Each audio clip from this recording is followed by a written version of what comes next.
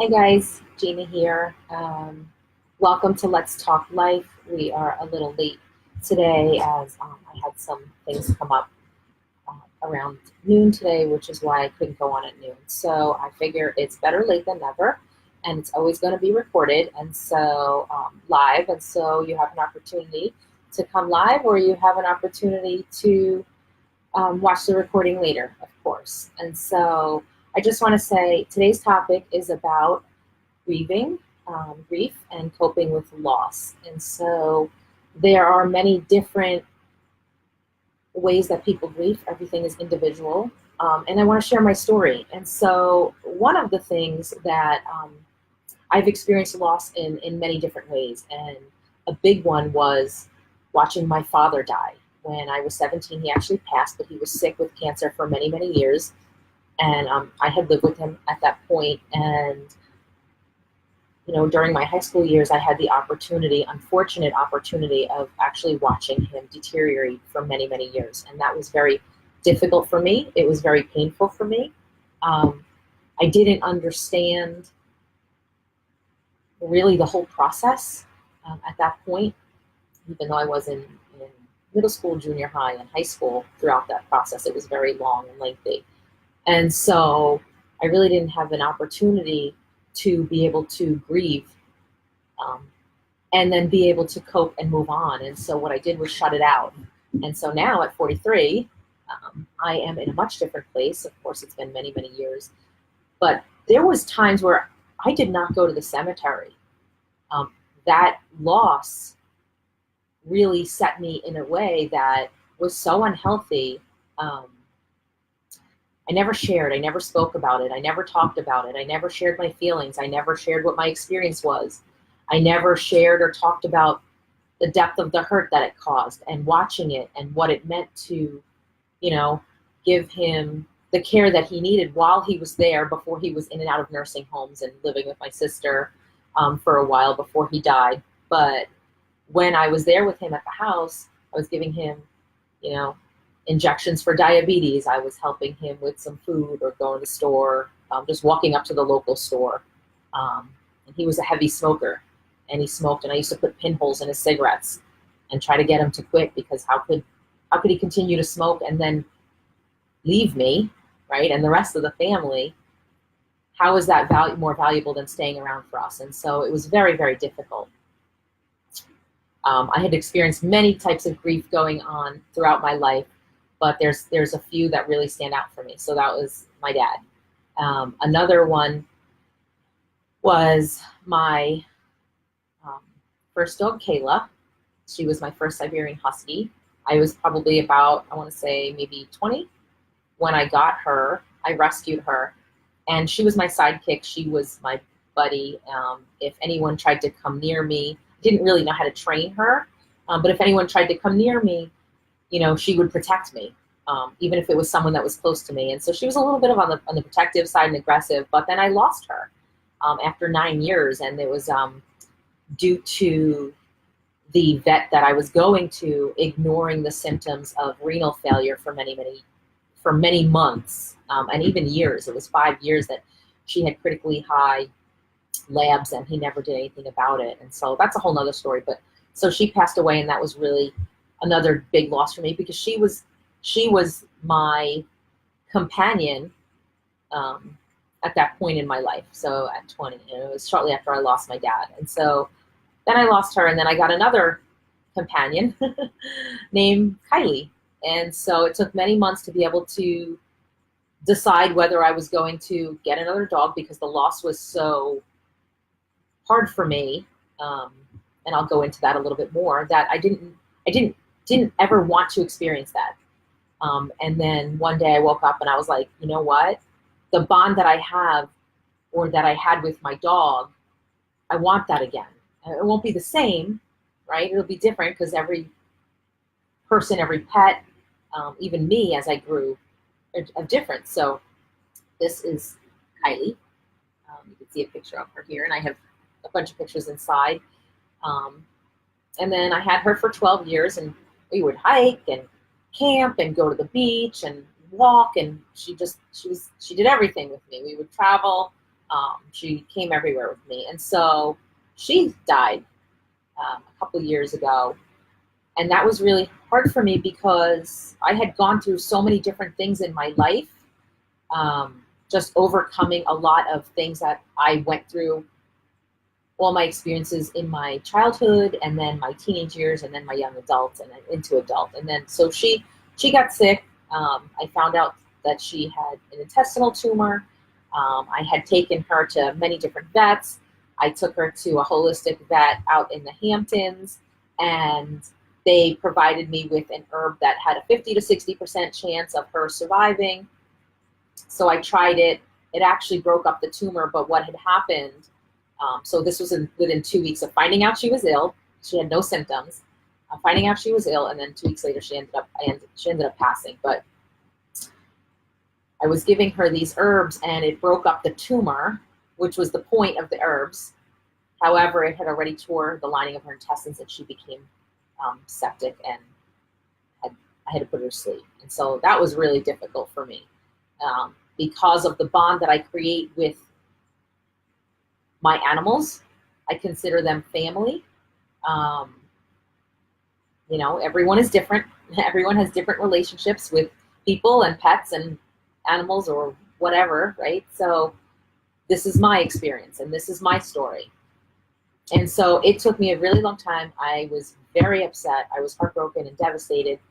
And for about 6 months, cried every day. And I'm not laughing because it's funny, but this is a way that when I start to feel upset, which is kind of what these emotions are going on right now, I might laugh at first. And so she passed away, and then I ended up getting, several months later, I ended up getting Luca, my husky now, who is just turned 2 years old, and I call him Beast Puppy. He is a handful. He's got high anxiety. I think he was abused before I got him. So he's really needy. So he took a lot out of me to get him to where he is now. Along this, back in 2010, just going back a little bit, I had rescued a Maine Coon mix named Leo, and I called him Ninja. So what happened was the woman from the rescue organization showed up. She brought all these adorable, older kittens, and Leo, the one I ended up with, just came up to me out of nowhere and just rolled over and gave me his belly. He's a cat. How is that even possible? Cats don't do that. And that was it. He was mine. And so since then, he has been on my lap every day when I was home. And now that I work from home, he was on all my coaching calls. He would just jump on my lap, or he would cry at my feet until I picked him up. He followed me around the house. I talked to him. He would sit there and look at me and turn his head and try to understand what I was saying. And of course, they don't really understand, but he understands some things. He ended up understanding some things. And so I built this bond in this relationship. And if I went and sat on the couch, he was on my lap. If I walked down the hallway to my bedroom or ran to the bathroom or wherever I went, into the kitchen, he was there by my feet, following me around the house. Sometimes he was yelling, and you might even hear him yelling on some of the live videos that I've done over the last several months. And so he was 9 years old, and on Saturday night, he was fine. Sunday morning, I woke up around 7:45. I fed him I let the dog out. I fed the dog. I gave them water. I mushed up Leo, so I buffed him up a little bit, and I smacked his butt lightly because he loved that. It was just like a light tap on the side of his hind, and he just, I don't know why he loved it. That was our thing, right? And so I ended up feeding him, going back into my bedroom and just laying down, and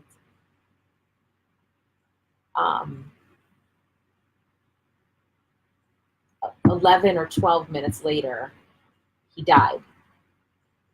And so I didn't know it right away, but I have audio and video surveillance around my house in all the different rooms and every angle, and all of them record whether I'm home or not. And so the one camera that would have seen what happened wasn't recording. So what happened was He ended up passing away at 8:01. At 7:49, I was feeding him. He was fine.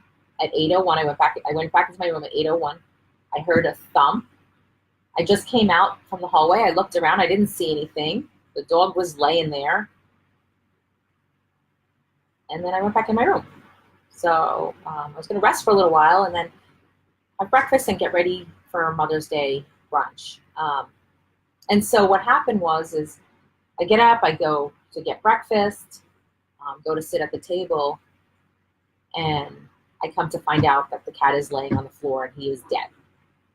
And what happened is I didn't see him there until 10:15.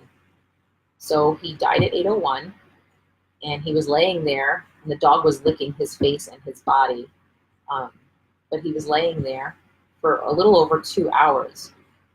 And so me being me, and the connection that I had with him and just my pets in general, was like frantic. Oh my God, I'm trying to move his paws and, calling his name, saying, Leo, Leo, are you okay? And he wasn't. But the dog comes over and he's licking his face and trying to wake him up and starts whining. And so I end up getting dressed and taking him to the animal hospital. And I requested an autopsy. I was a mess, of course. I wasn't driving. Actually, I was driving and someone was holding him, and I couldn't hold him because just couldn't. And so I got to the animal hospital, I held him there, and then I gave them to him, and they did an autopsy.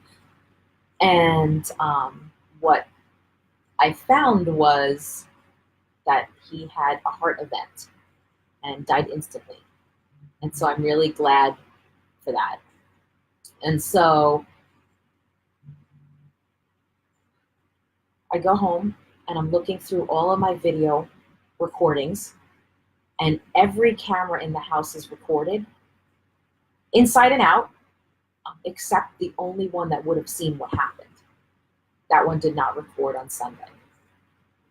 It was recording Saturday night and Saturday and every other day, but it was not recording on Sunday. And so I couldn't understand what happened. My cat was fine. He was healthy. He had his checkups. Everything was fine. And so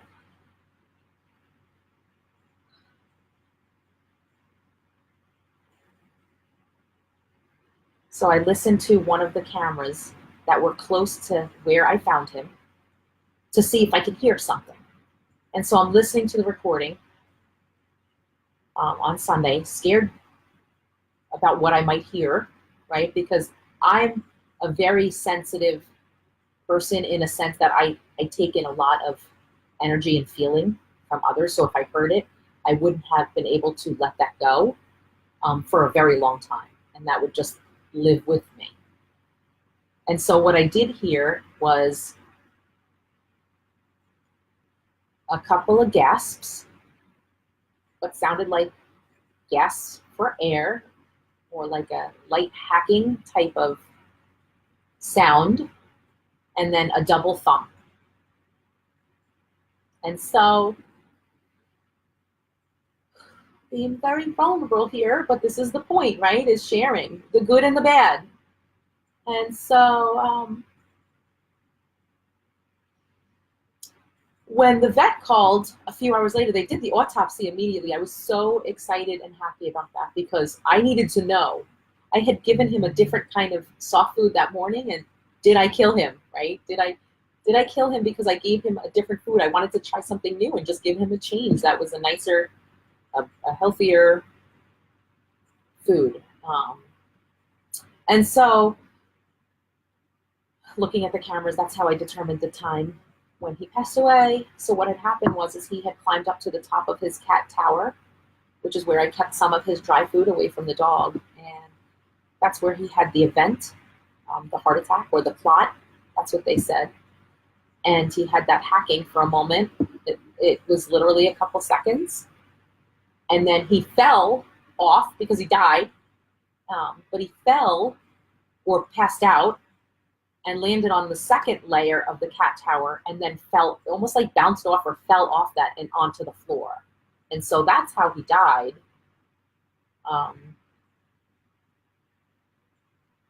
And while so grateful from hearing from the vet that there was nothing